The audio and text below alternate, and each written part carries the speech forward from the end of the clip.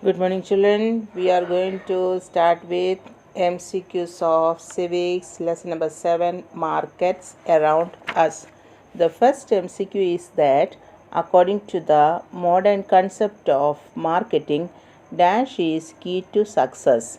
Answer: consumer satisfaction. Second number, marketing establishes a link between producers and consumers through dash traders. Third number, buying and selling of goods and services within a country is called internal trade. Answer is internal trade. Fourth number, people engaged in dash trade are called retailers. Answer, retails. And the MCQ finishes here. Question answers, short question answers. First number, how is the modern concept of marketing different from the traditional concept? Answer: in traditional marketing, the focus of marketing was all about distributing goods and services and maximizing profit.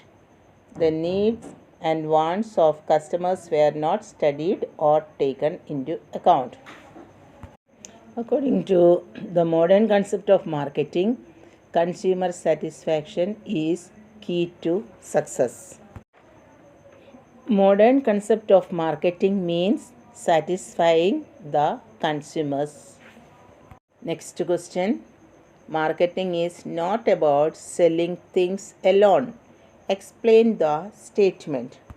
Answer: marketing is not about selling things alone. It involves many other activities such as identifying buyers, finding out their preferences, persuading them to buy goods, negotiating the terms of sale, mode of delivery, and terms of payment, and after sale services. So the answer is completed. Question 3. How is a retailer different from wholesaler? Answer: those who are engaged in wholesale trade are called wholesalers. They do not sell products directly to the consumers. A wholesaler is mainly involved in buying, storing, and supplying goods. People engaged in retail trade are called retailers. They act as middlemen between the wholesalers and the consumers. Next question, that is give long answers for the following questions. What is the importance of markets? Answer: market is a place where goods and services are sold at a price. Marketing establishes a link between the producers and the consumers through traders. Traders buy finished goods from the producers and sell them to the consumers. Traders take care of the distance between the place of production and place of consumption. So that is the time needed for the things to reach to the market. Marketing is not about selling things alone. It involves various other activities like identifying buyers, finding out their preferences, etc. Second number, what are the benefits of marketing? Now, the benefits of marketing are as follows. So, marketing helps in improving people's standard of living. Next number, it treats customer as king.